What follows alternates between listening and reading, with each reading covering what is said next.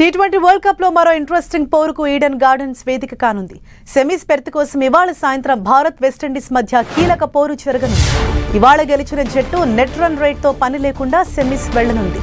తొలి బంతి నుంచి భారీ షాట్లతో విరుచుకుపడే వెస్టిండీస్ బ్యాటింగ్ లైనప్ తో భారత స్టార్ బౌలర్ల మధ్య పోరు రసవత్తరంగా ఉండటం ఖాయంగా కనిపిస్తోంది.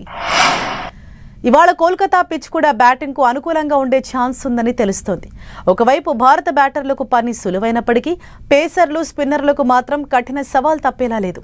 అటు విండీస్ జట్టులో దూకుడుగా ఆడే బ్యాటర్లకు కొదవేం లేదు. ఈ టీ20 ప్రపంచ కప్ లో ఎక్కువ సిక్స్లు కొట్టిన జట్టు విండీస్. మొత్తం 66 సిక్స్లను ఆ జట్టు బ్యాటర్లు బాదారు. ఇక ఇవాల్టి మ్యాచ్లో ఇరు జట్ల ఓపెనింగ్ కీలకం కానుంది. పిచ్ బ్యాటింగ్ కు అనుకూలిస్తుందనే సమాచారంతో టాస్ గెలిచిన జట్టు బ్యాటింగ్ ఎంచుకునే అవకాశం ఉంది.